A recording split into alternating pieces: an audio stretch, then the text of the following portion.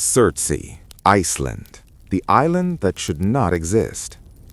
Imagine waking up one morning to discover that the Earth has created something entirely new overnight.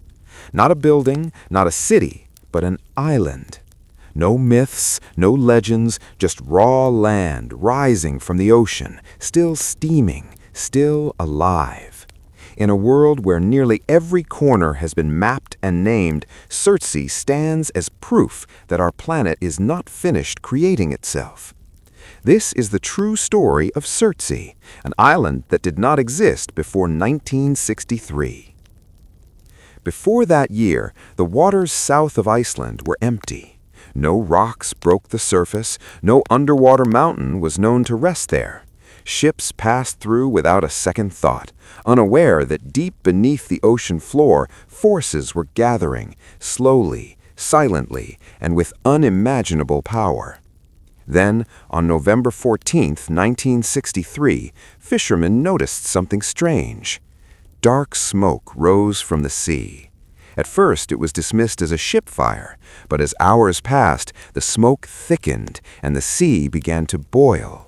What followed stunned scientists and governments alike. A volcanic eruption had begun beneath the Atlantic Ocean, and it was pushing its way upward. Lava met seawater in violent explosions. Ash rained from the sky. The ocean hissed and churned like a living thing under attack. Within days, something impossible happened. Land appeared. Not a floating mass, not debris, solid ground, black, steaming, newborn earth had risen above the waves. The world was witnessing the birth of an island in real time. Iceland named it Surtsey after Surt, the fire giant of Norse mythology, who was said to bring destruction at the end of the world. The name felt appropriate. This was creation born from chaos.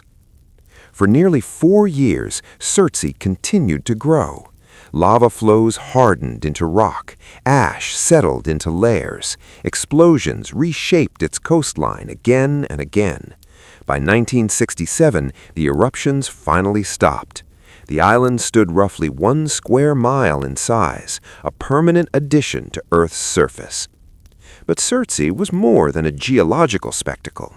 It was a scientific miracle.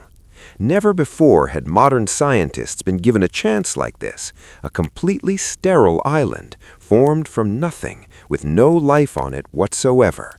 No plants, no insects, no bacteria brought by humans, a blank slate. Iceland made a historic decision. Humans were banned.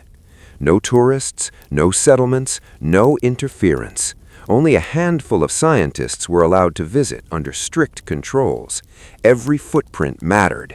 Every seed could ruin the experiment. Surtsey would be allowed to evolve exactly as nature intended. And nature did not disappoint. Within months, life began to arrive. Not dramatically, but quietly.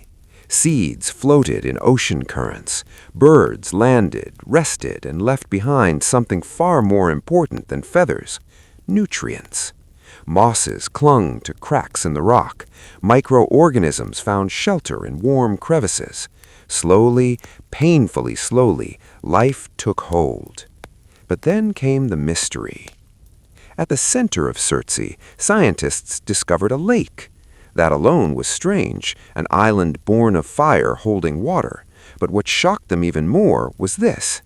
The water was fresh, not salty, not brackish, drinkable. This discovery defied logic. Surtsey is surrounded entirely by seawater. No rivers flow into the lake, no rainfall had occurred in the region at the time of discovery, and yet the lake contained fresh water, isolated from the ocean. How? Scientists investigated carefully. The explanation, while grounded in physics, felt almost unbelievable. Surtsey's volcanic rock was still warm beneath the surface. Rainwater that fell later seeped deep into the porous lava layers, where heat caused evaporation. The vapor rose, condensed, and collected in sealed pockets, creating natural freshwater reservoirs, protected from salt intrusion. In essence, the island distilled its own water, a natural desalination system born without design. Even more astonishing was what lived beneath the island. Deep below Surtsey's surface, scientists discovered microbial life thriving in extreme heat, pressure, and darkness. These organisms fed on chemical energy rather than sunlight, similar to life forms believed to exist on Jupiter's moon Europa or Saturn's moon Enceladus. Surtsey was no longer just an island, it was a model for life beyond Earth. NASA took notice. Astrobiologists studied the island intensely.